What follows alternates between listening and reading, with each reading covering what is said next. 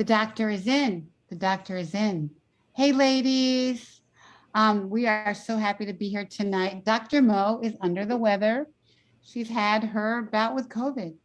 I sort of feel like I'm in this club now of the people who haven't gotten it yet. I feel like it's just everywhere, right? So she's recovering. I guess she's sort of been back to work for like a week or so now, but she's trying to cut cancers out of people, which is really important. So we want her to rest and take care of herself. But we have an incredible show tonight. We have these three beautiful inside now ladies that have a great story for us. We have Ananda Leek has been on before. We love her so much because she totally takes me into a state of calm. Thank you so much. And I can't wait for you to hear her voice and take into a state of calm. And then we have our friend Gwen McKinney, a new friend, and we have a great story for Gwen. Has a great story for you. And I was on her podcast about a month and a half ago. So we're excited to have her here and tell her story. And we have Nicole Edgel, who is our breasty friend. She's been on before, but she's our lovely superhero mom of two amazing little girls, 3 and 6 years old, doing all the things. And, thriver of triple negative breast cancer.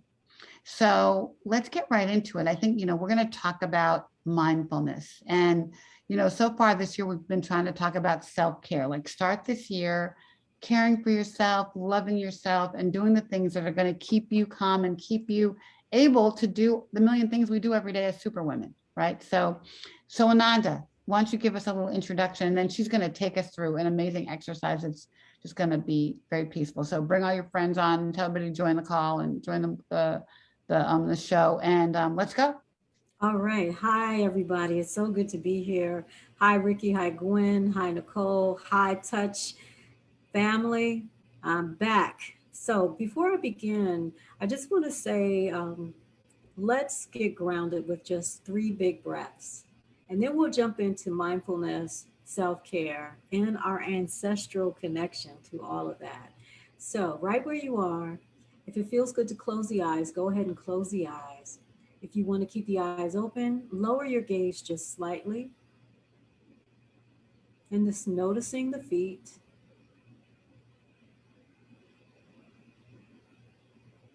giving thanks for the land that the feet walk on. It's indigenous land if you're in the Americas. If you're in the DMV, DC, Maryland, Virginia, the land is the Piscataway Nation land. So honoring the Piscataway Nation, honoring our African ancestors and their contributions to the land.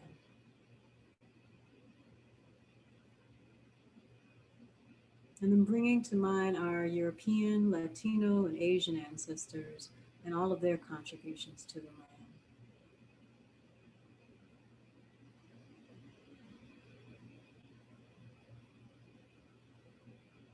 Taking one big breath in, holding that breath, and then releasing it slowly through the mouth.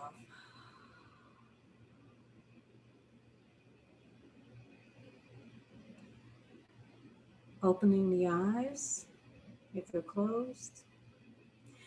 Hello, everybody. So, mindfulness, what is that? Ooh, that was word? great. That felt great. Great, great, great. We just experienced a mindful moment. But what does all of that mean? Let's really unpack this word that we see a lot nowadays, and we saw last year and the year before. Mindfulness is the birthright that we've all been given. We have it, our ancestors had it, our kids have it, and their kids will have it. Mindfulness is this ability to be aware of what's happening in the present moment. It's the ability to be aware of what's happening inside and outside of yourself. One way that we can be mindful is to remember that every single day we're given 1,440 minutes. That's right, 1,440 minutes. So, with that, you have 1 minute that you can dedicate to your birthright if that's it. And that's fine. Taking 3 to 7 deep breaths is less than a minute. Let's take 3 breaths now and I'll prove it to you. Inhale 1, exhale. Inhale again, exhale. Inhale again, exhale. So you'll hear me talk a lot about the breath in mindfulness. Why? Because it's an anchor and it's available 24 hours a day, 7 days a week, 365 days a year. The breath is the beginning of our ability to take care of ourselves. When we breathe deeply, we send a message to our body to calm down with the breath. What is this thing called self care? It's this ability to nurture ourselves in ways that uplift us. So you're nurturing your spirit, your heart, your mind, your body, and your breath. Now, the thing about being an African American woman, there's so many things about being African American women, is that we got this special thing of serving and taking care of others. And that's wonderful. I want to encourage us all, me included, to really tap into self care as your superpower this year. Why? Because when you take care of yourself, whether that is 1 minute out of that 1,440 minutes a day, you are strengthening your capacity to serve others. So it's just like that oxygen analogy. I think is it analogy that they say where you put on your mask first and then you can help someone else. Right on the plane. Yeah. So remember that the breath is one way to tap into the mindfulness, that ability to be aware of what's happening in the present moment. And if you think back to your family and folks that came before you, you may have memories of grandparents, aunties, great grandparents, uncles saying, sit still, or them sitting and rocking and being quiet. That was them being mindful. Or them singing while washing the dishes or taking care of things around the house. It's focusing on what's happening right there. When you touch into your body and your breath, you are in the present moment. So if you want to bring one hand to your belly and one hand to your heart, noticing the heart rate, and then taking a big breath in and noticing how the belly feels. And then exhaling and noticing how the belly contracts. See, when you bring your awareness to the body, whatever's going on in here and inside the heart, it it pauses for just a moment because you're in the present moment. You're not caught up in the Mm. past or the future of what is going to happen, the unknown or the uncertainty. So I'm going to leave it at that and then pass the mic back to Ricky and let's jump into what's next. Thank you for that. I feel better already. I feel better already. So, so Gwen, tell us your story. My Oh birthday, boy. my breasty. Oh boy. Well, my story, I first start out by saying I'm 3 days into my story, really. And even though I had a mammogram in November and called back in December, and then informed about the need to get a biopsy just before Christmas and went through the Christmas holiday and New Year's with, the biopsy sort of hanging over my head, and then getting the biopsy the day after the big snowstorm. And then Monday evening, getting a call and saying, sorry, it's malignant. That was Monday evening. So that's why I'm saying I'm 3 days in, because despite the back and forth and the 2 mammograms and the scheduled biopsy, I said, I'm claiming it. I am not a cancer patient. Hey, that's not what happened.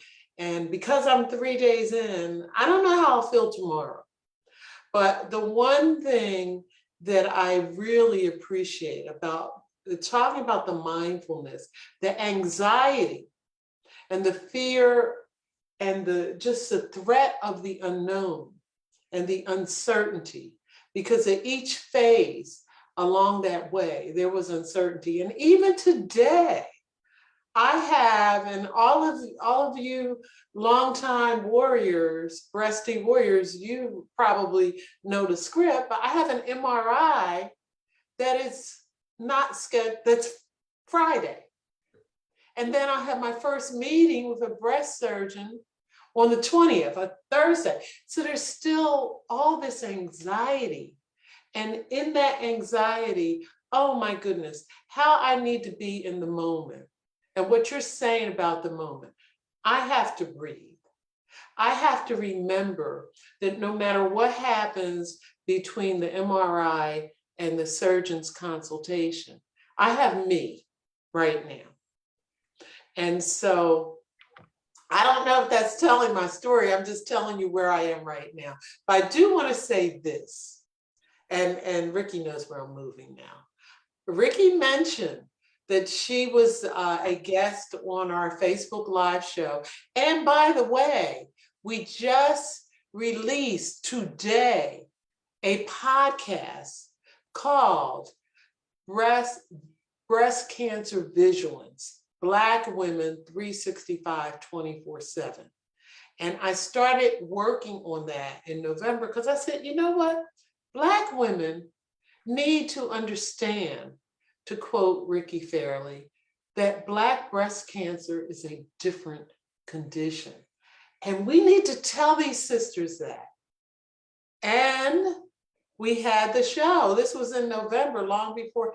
But after that show, after the interview, after the Facebook, I said, you know what? I feel like a fraud. How can I tell people vigilance? When was my last mammogram? Turned out my last mammogram was December 2018. How did that happen? I know how the 2020 was missed, but how did the 2019 get missed? So I scheduled the mammogram, and had I not had this show with Ricky and company about breast cancer vigilance, I would not have scheduled my mammogram. So I say that touch and the work that Ricky and her breasty warriors do is life transforming. So I have to thank you. And that is my story. Wow, thank you. So thank you. And you touched on a couple of things and how I even got you here today. Thank you for even doing this in the midst of your, accepting all of this. We play this waiting game. Everything about breast cancer, you hurry up and wait. Hurry up and wait for the mammogram results. Hurry up and wait for the biopsy results. Hurry up and wait for the scan results. Hurry up and wait to see if you're going to get a recurrence. Hurry up and wait, if you're going to get a symptom. And Nicole can speak to this too. Like you're always like waiting for something. And we have this anxiety about, I look at my breast every day in the mirror, like a crazy person, right? Like, is it going to come back? And so we're in this game of like constant anxiety about something, whether it's the scan or whatever's anxiety. And so when I asked you to do this show, we didn't know at that point that you had cancer, right? And I just knew you were waiting for your biopsy results. And I said, I know, Gwen, this is a big ask. This is a huge ask. So for you to be here is just huge, because think about where she is, Nicole, right? Right? Think about where she is. It's a huge ask. So I so appreciate that you did this, but we didn't know your results. We just knew that you were waiting. So that's kind of what I want you to talk about. And here we are, right? And now you're still waiting, and you're going to keep waiting. I hate to say it's not going to go away, right? So thank you, thank you, thank you. And I'm so glad that, you're here and we're going to be here with you. I say the breasty club is not one you want to be in. I say this all the time, but once you're in it, you have our unconditional love, right, Nicole? All of us, Yes. it's like Thank you. instant connection. So thank you for your story. And I hope other people now go get a mammogram. We can't prevent breast cancer. We can only early detect it. And that's what you did. It's early and you're going to be fine. And we're going to fight like girls with you right by your side. But Thank so you. Thank you. My Nicole, I love you so much. I love you too, Ricky. Yeah, this is a blessing to be here, honestly. This whole thing of mindfulness is something that I struggle with. I struggle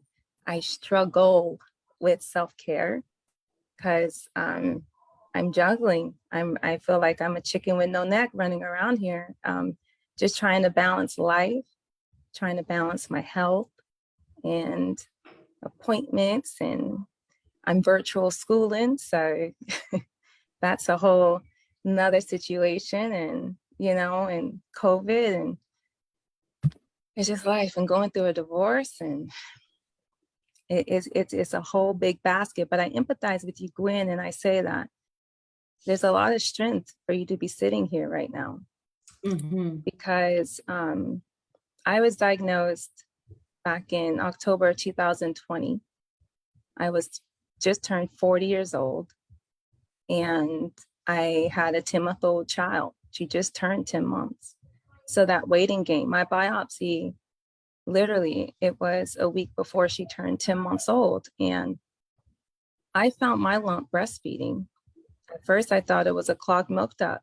And I was very naive. I hate to say it, but I was. My profession, honestly, I'm a veterinarian, but medically, I have some knowledge. And for me, I was completely naive to breast cancer. I thought it was a disease that definitely at the age of 40, I was not going to get. And honestly, I didn't even think I was going to get breast cancer because it didn't run in my family. It was something that was never talked about amongst any of the women in my family.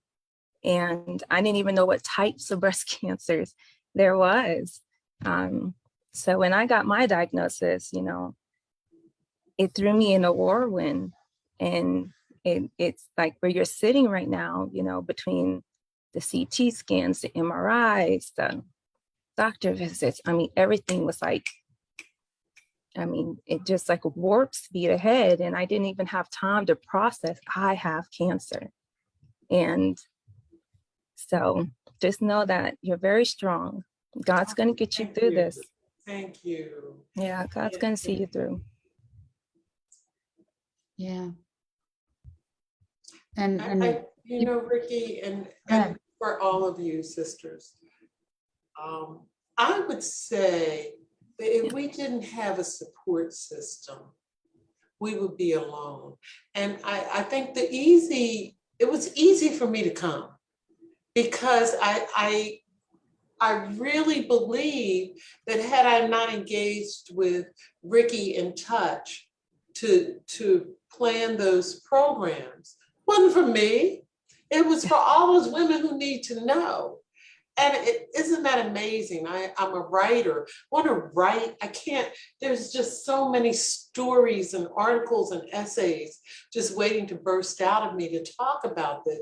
Because as much as we feel that other people need something, who knew that it would be so deeply personal in terms of the journey and the need? Yeah, and we always say no one fights alone. That's a triple negative breast cancer thing. We don't fight alone, and we know how important a support system is. And Nicole, basically, you can see why I brought Nicole on the show, right, Ananda, because she's this fireball crazy mama with these two beautiful girls trying to stay healthy and do all the things. We all do all the things. So we all need these tools that you're going to teach us. So what you got for us, Ananda? Yes. So first, I want to talk about we talked about the breath. I want to talk about intention and also expectation. When we hear the words mindfulness and self care, we may be thinking, "Oh, I need to spend 30 minutes, an hour, go to a retreat, spend money." Um, what what comes up for you when you hear self-care and mindfulness that stops you? That's what I wanted to find out, especially from Nicole. And Gwen too, you can chime in, and Ricky, you can chime in. So what stops you What stops me from from self-care or mindfulness? yeah, from both? What stops you? Trying to take care of everything else Mhm. outside of myself, honestly. Being a mom, sometimes you feel guilty, um, Mhm. especially now that I'm a single parent. I feel even more guilty. Sometimes I wish I can clone myself um, because, I have a 3-year-old and a 6-year-old. So they can't feed themselves and completely groom themselves and everything. So literally, I'm gonna give you a snapshot, if you don't mind, of my Yeah. day. Literally, it's on the phone with other colleagues discussing things medically, to at the same time trying to feed my girls, at the same time trying to get one onto virtual schooling, at the same time trying to get the 3-year-old to sit down to do something solitary without mommy, mommy, mommy. And literally, boom, once I get that done, then it's like, got to think of lunch, got to think of, and all this time is going by, and literally, I have not eaten yet. So now it's like 11 o'clock and I have not eaten a thing. Now I'm trying to get their snacks together and things like that. So what I realize is that I am trying to not micromanage, but trying to manage like all these buckets. But then it's like, it wasn't until like 12:30 and I'm like, I haven't even eaten anything all day Mhm. yet.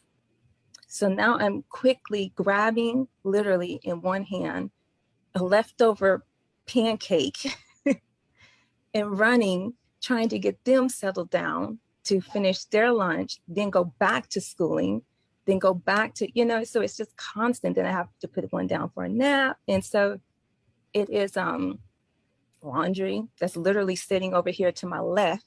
Um, so it's constant, that, list of stuff, to where it's hard to just breathe, let Mhm. alone eat efficiently without snacking. I feel like I am what do you call, like one of those animals that just a grazer, you know, um, and not really sitting down to eat full meals. So that's what stops me, is that making myself a priority, because I feel like if I feel like, nope, mommy got to eat, I feel guilty because there's other stuff that needs to be done. And I feel like I'm slacking because I'm not. And also, after having breast cancer, I can't multitask as best as I used to. I just can't. I'm slower. Chemo has, I can't multitask. Literally, I put some milk in the pantry the other day, trying to put stuff away. It just, so that's my problem, is trying to fit in me, because it's just a lot. Okay. So Gwen, what comes up for you in terms of, Wow. or what gets in your way? I feel like a wimp hearing Nicole's story because I have no children, Mm-hmm. but I've always been very, very driven. Mm-hmm. And as Ricky says, that cape with the big S for Mm-hmm. Superwoman, I wear it all the time. I may even sleep in it. And Mm-hmm. so I've launched a project which I created and I direct, and I'm at the helm. And if Gwen doesn't do it, no one won't get done. And it's that syndrome of I've got to do this, because if I won't do it, it won't happen. And as you were talking, Nicole, about it's 12 o'clock and you haven't eaten lunch. I'm like, well, darn, I do the same thing and I don't have two little ones. So what's my excuse? My excuse is that my children are all of these important, seemingly important tasks that need to get done. Now, if I look back last week, I can't tell you what was more important than getting to that biopsy and hopefully getting the results. Those other things were like busy stuff, writing this or calling about that or this Zoom, but it's consuming and I really don't have time to breathe because in between each thing, you go from one thing to the next, taking breath seems like a distraction. Mhm. Okay. So, right where we are, I want everyone to just close the eyes if that feels good. Bring one hand to your heart, one hand to your belly. And we're going to do 5 deep breaths. Inhale deeply through your nose. Hold that breath and then release it through your mouth slowly.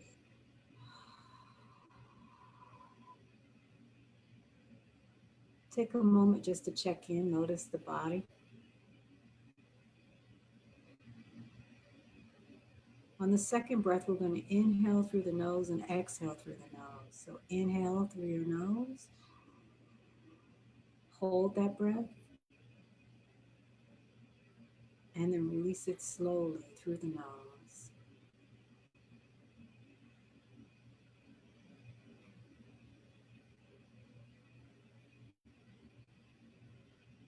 Notice how the body feels.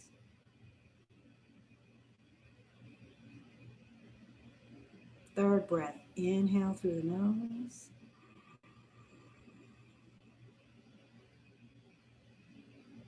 Exhale slowly through the mouth.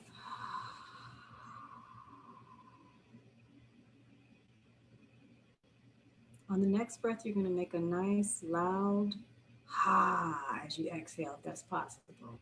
So we're going to inhale deeply through the nose. Hold the breath. Now let out that ha as you exhale.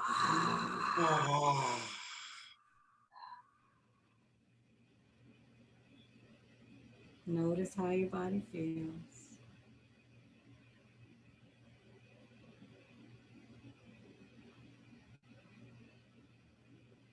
Take a deep breath in. Hold it. And as you release, you're going to give yourself a soft smile.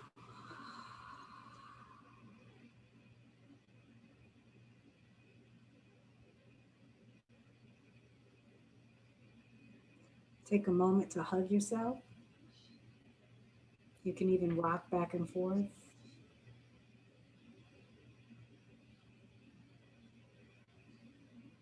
Keep hugging yourself.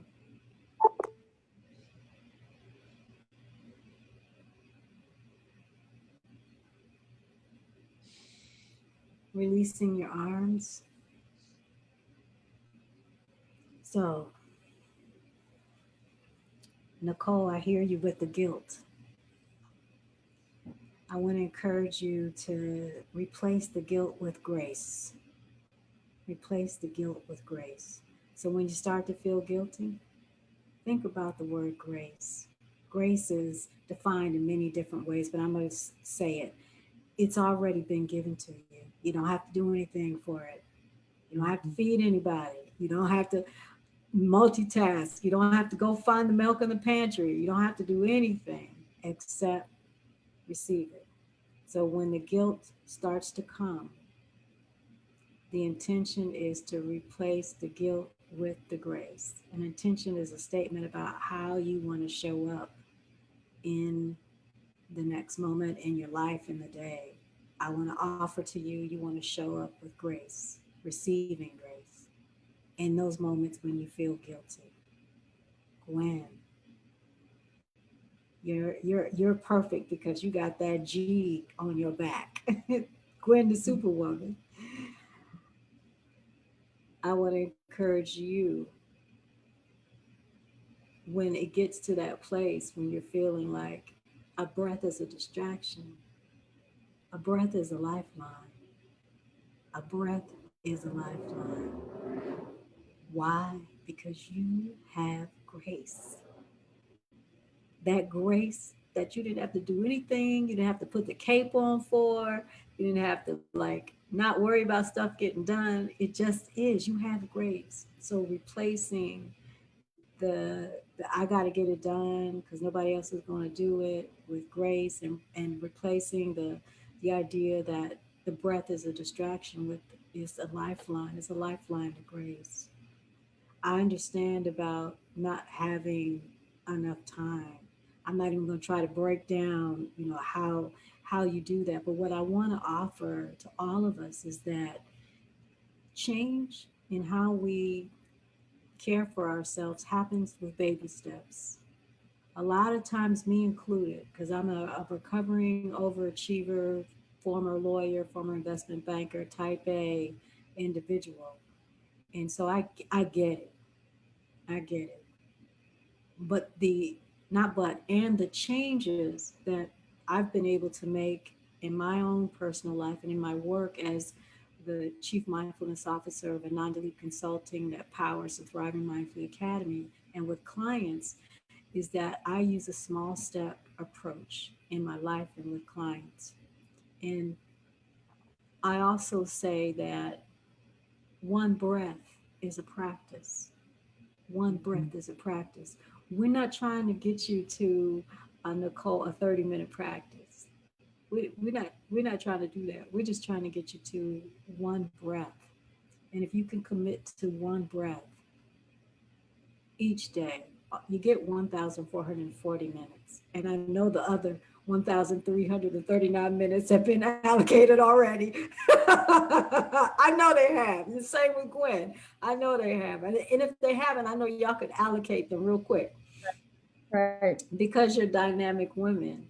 What I want to say is give yourself that 1 minute. If you can commit to having an intention of one breath, 1 minute, to remember the the the grace instead of the guilt, to remember that grace gives you the ability to breathe, to take that birthright that you've been given and practice mindfulness, and not to make it 15 minutes, just a minute.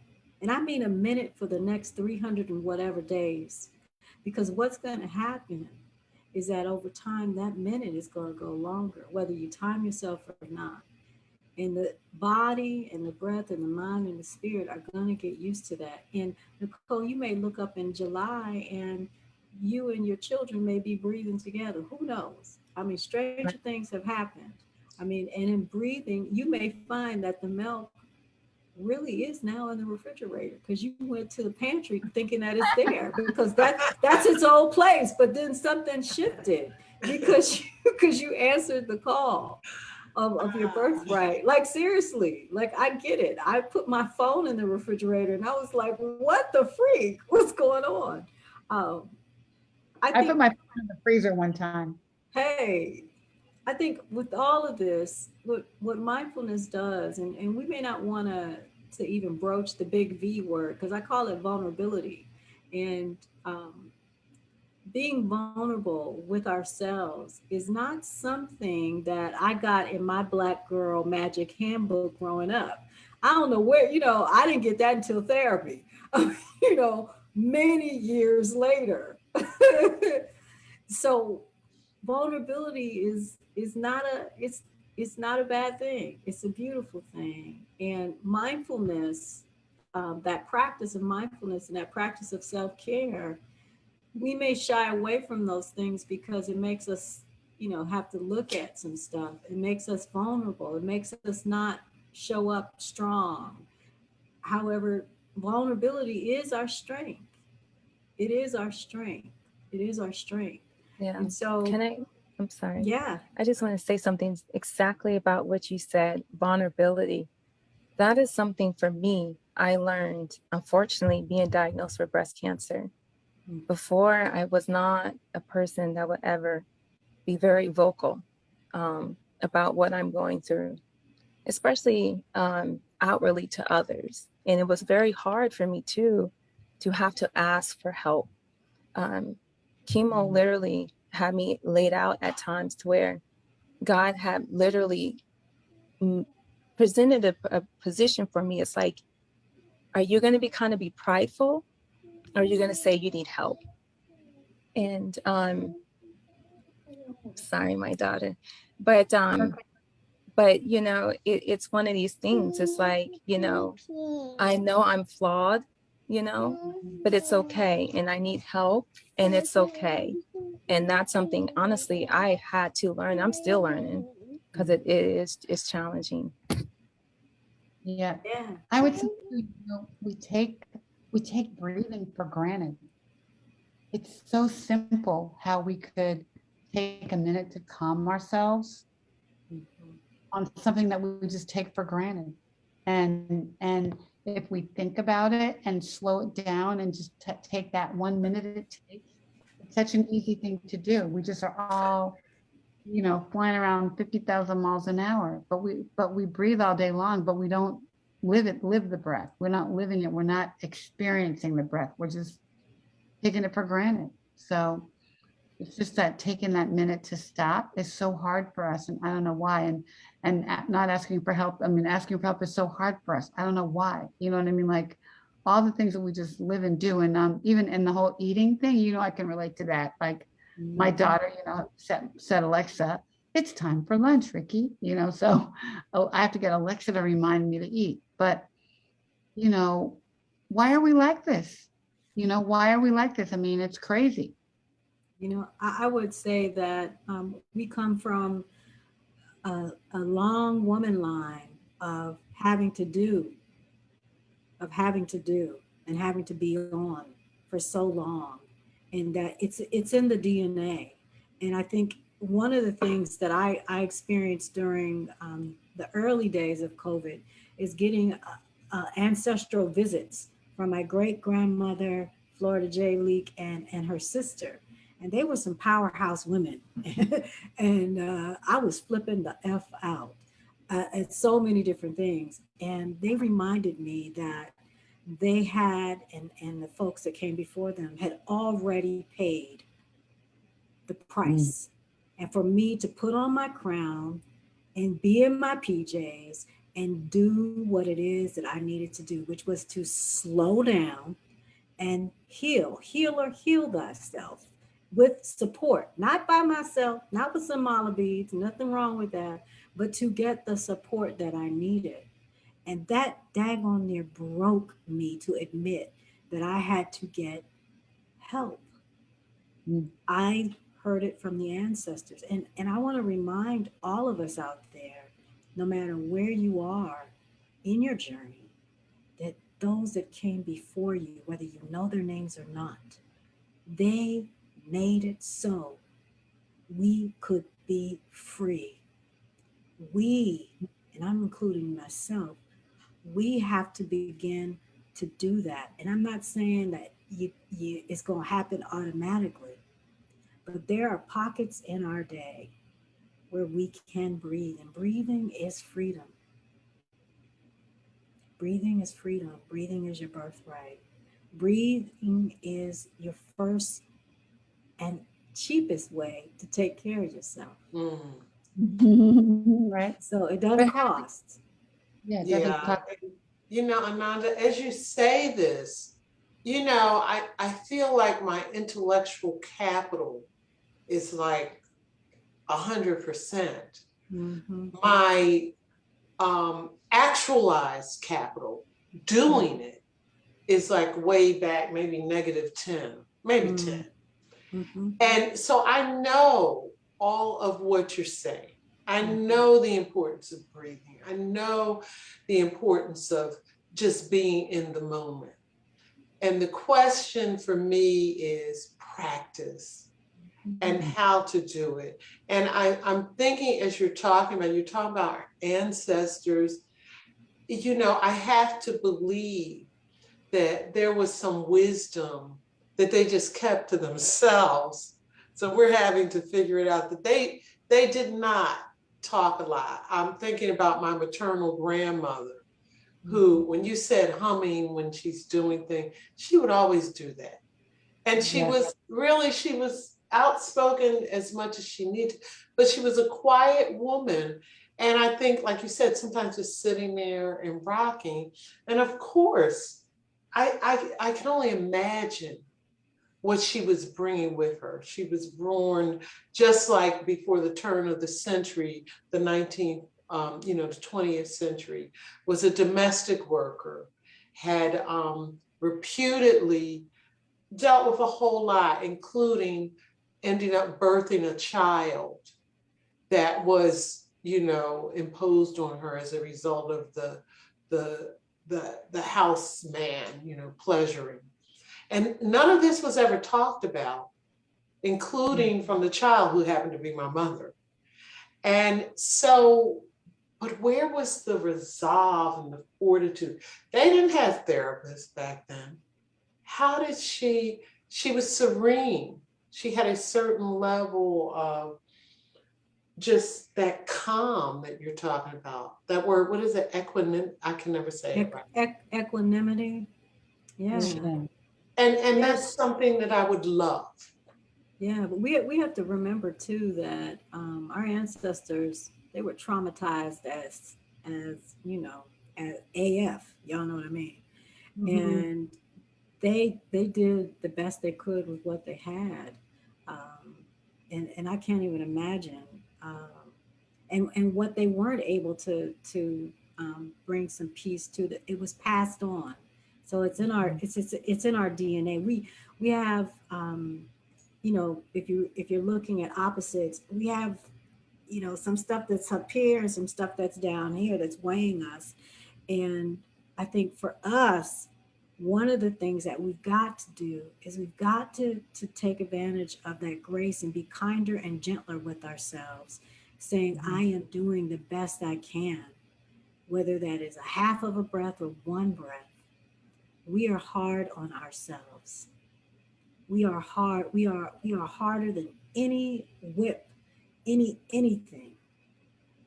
And we don't have enough time to unpack all of that. But I would tell you, for someone who is continuing to evolve out of that, being my hardest critic, that softening in my heart and allowing myself some grace and to celebrate the things that I am able to do, whether that is making a list.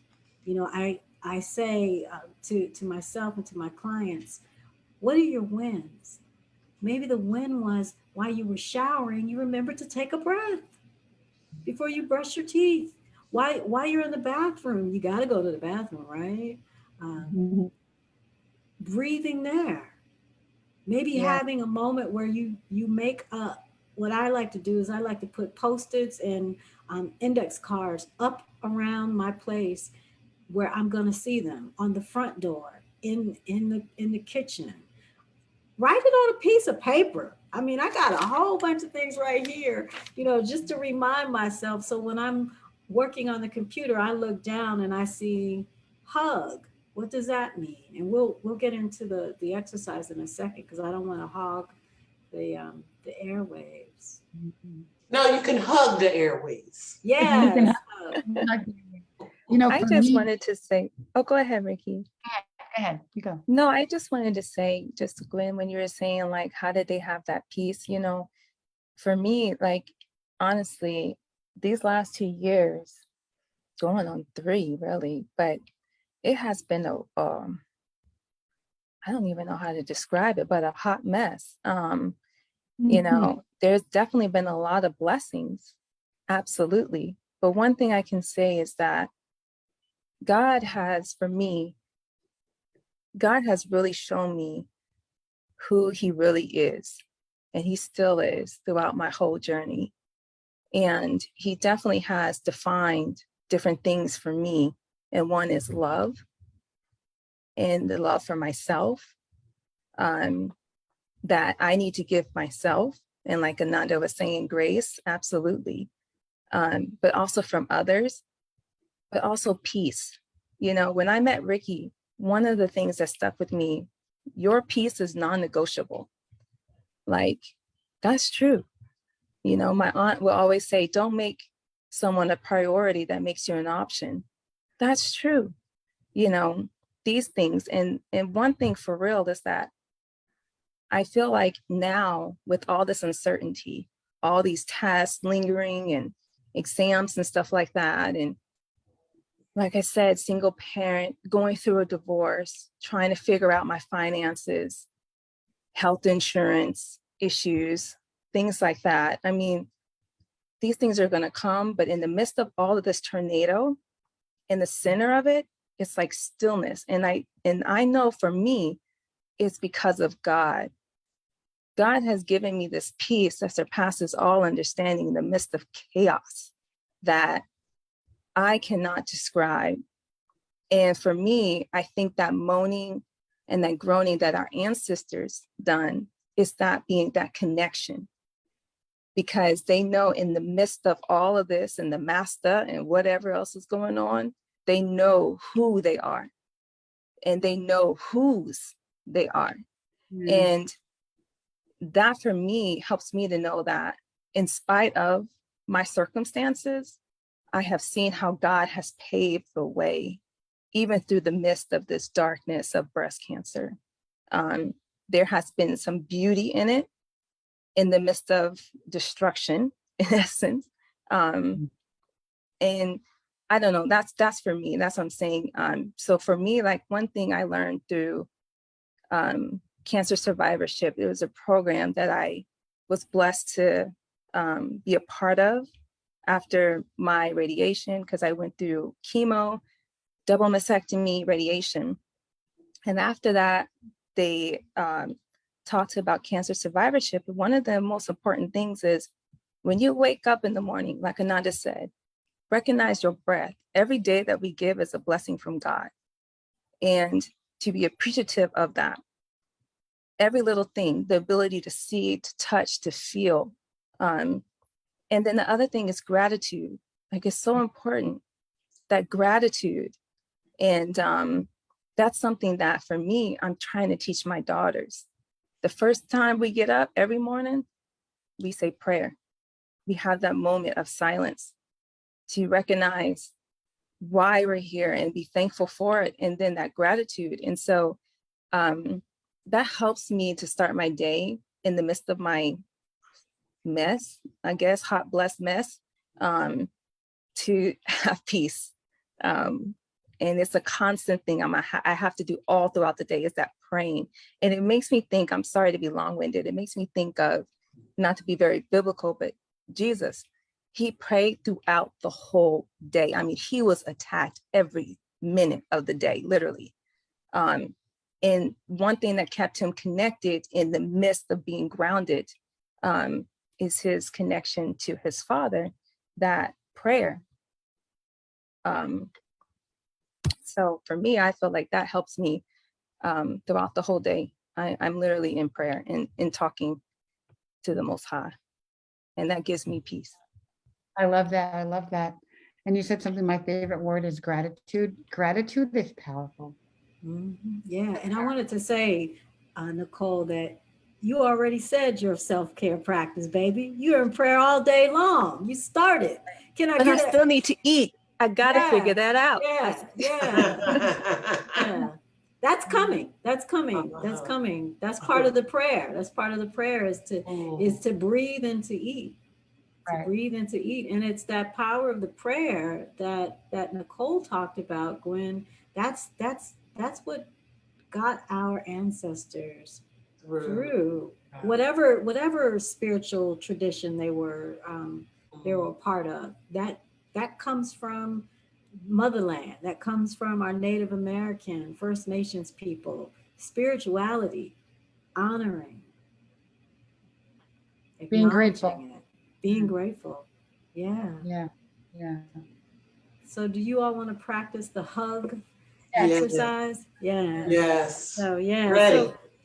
So first of all, hugging is something that I discovered during the first week of of the pandemic in March of 20, because I'm a big hugger, and I thought about it when they said you can't see people. I was like, I'm not gonna make it. You know, it's like I gotta figure out.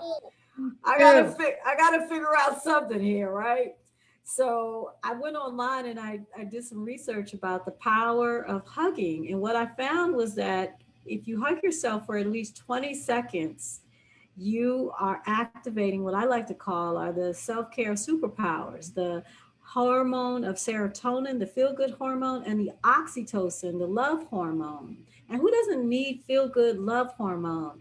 And especially when they come together, and what they do is they reduce the stress hormone of cortisol in our bodies. And certainly the uncertainty of and the unknownness of what's coming next in your breast cancer journeys, in your life, in living during a pandemic, in living nowadays.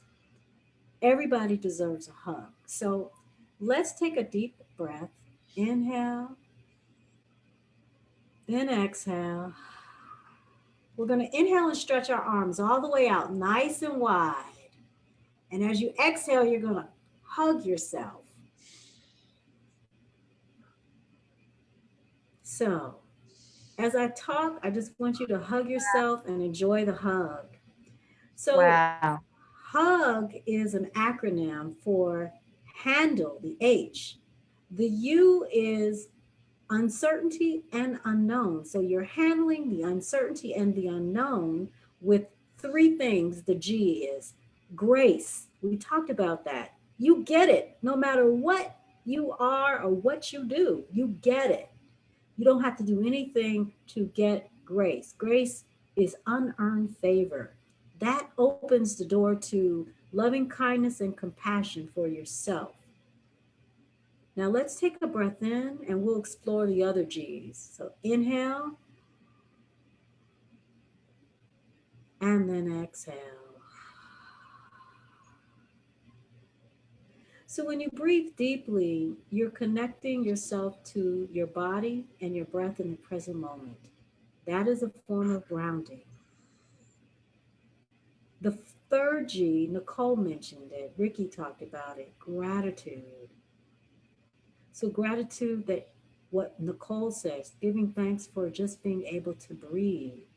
If you are believing in a higher power, you know that the breath, you can be that's the closest that you can get to spirit. So remembering when you're breathing, you're coming into the present moment, you're calming the body, and you're connecting to spirit. So that's HUG, handling the uncertainty and the unknown with grace, grounding, and gratitude. And when you're stressed and you're breathing and you're hugging yourself, you're sending a message to the body to calm down with a hug. If you forget all of that, just breathe and hug yourself. Breathe and hug yourself. If you're in a place where you cannot hug yourself, you may feel funny doing it, hold your hands. Hold your hands, hug your hands, hug the hands. You can breathe anywhere, any place, anytime.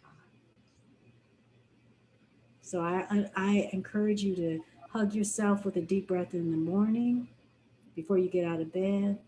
Hug yourself in the midst of the day and hug yourself in the bed at night, breathing deeply. So the words are hug and HUG is handle the uncertainty and unknown with G, grace, grounding, and gratitude. And if you come up with another G or another H and a U, hey. Well, Ananda, I would like to speak to that gratitude because some years ago, I mentioned to you, I went to this mindfulness camp, so to speak, very expensive for a camp, and one of the things the yogis were saying, well, gratitude is the highest level of fulfillment and oh, and it's so much better to receive than give. I'm like, huh? What? And it was an interesting thing because the words didn't mean that much while I was there. They said, oh, yes, it's much better to receive because giving makes you weary or arrogant. When you are receiving, it is the ability to open up to other people. And then you get gratitude and then you give it back. And I didn't get it until I came home. That was like in March. In the very beginning of April, I, not being mindful, instead of being on the staircase, I was at my 11 o'clock meeting and I fell down the steps and I broke my ankle. And I ended up in a cast for 6 weeks. And the husband, who I thought I was always giving, he wants this, I have to do this, I have to do that. He ended up I was the recipient of his care. And he was happier for it because he felt like he was doing something for me and not being begrudged or not me being resentful. And it clicked then that so as you all are talking, that's why I said intellectually, I get it. I'm going to need a lot of help. I think. Maybe I won't, but I'm thinking. Thank you for telling me. And I'm going to have to learn how to accept people giving to me. And it's not because they're pitying me or feel sorry, but it's allow the gifts to come. And so thank you for that. That hug includes, is giving a G? Giving or you giving can make it. You can make it. You can make it. You can add on to it. But receiving more than giving because we give all the time. And that's part of the stressors. And what you're telling us about mindfulness, it's hard to be mindful. I gotta do this, I gotta do that. When you're receiving and things are coming to you, there's a grace that allows you to accept it. And then you get the gratitude. So there's those G's. Yeah. Right. There's a lot of G's. There's a lot of G's here. We are all just innately givers, but that receiving thing is so hard, and even just being willing to receive and stopping and letting it happen, because we just don't do it. I got it. I'll take it. I'll take care of it. I got you. It's our vocabulary. It's not about, and we feel guilty about that.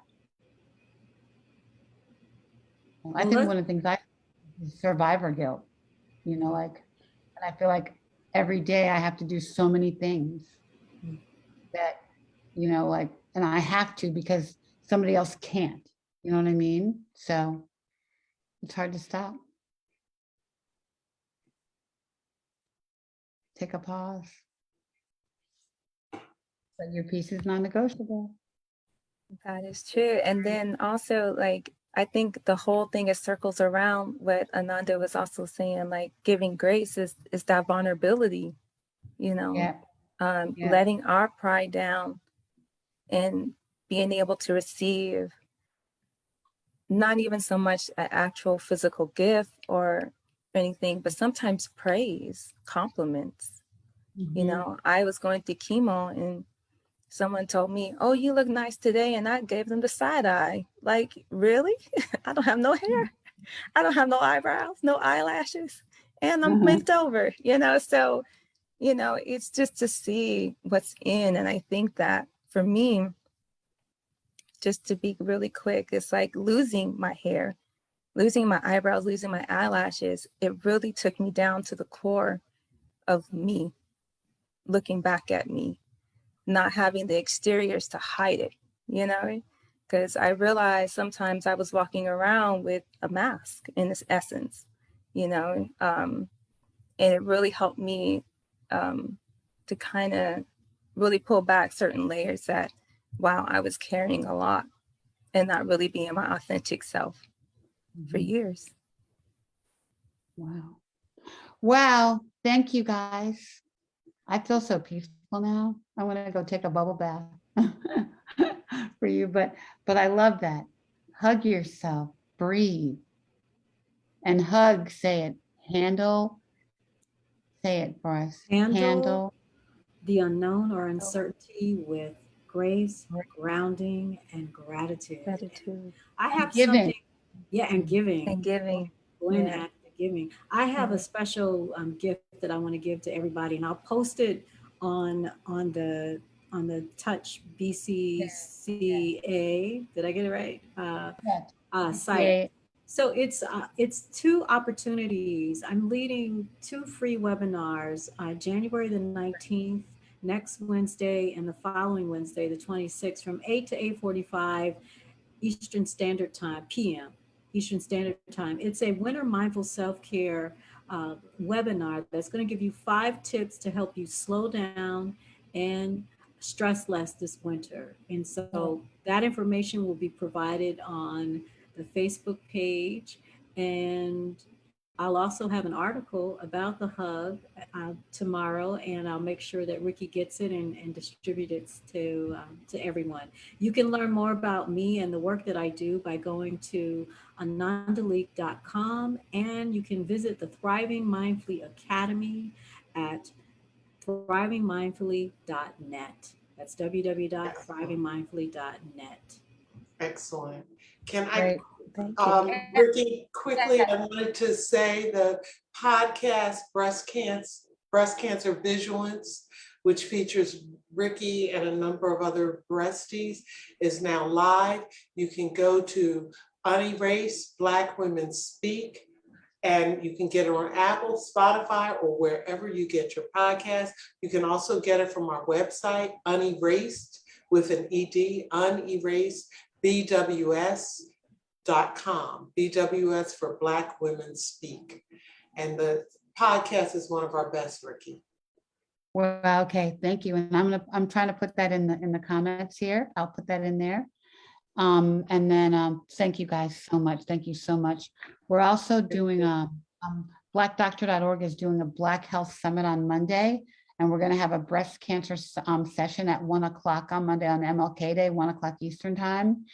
Be mindful of that. And next week we're going to have one of our medical advisors on the show, Dr. Aisha Chilcote, who is our naturopath doctor on our board, and she's going to talk again about self-care, things you can do, how to eat, how to take care of yourself. So on the sort of mission for self-care. But this was such a blessing. I feel so peaceful just from your I'll voice. hug you all too.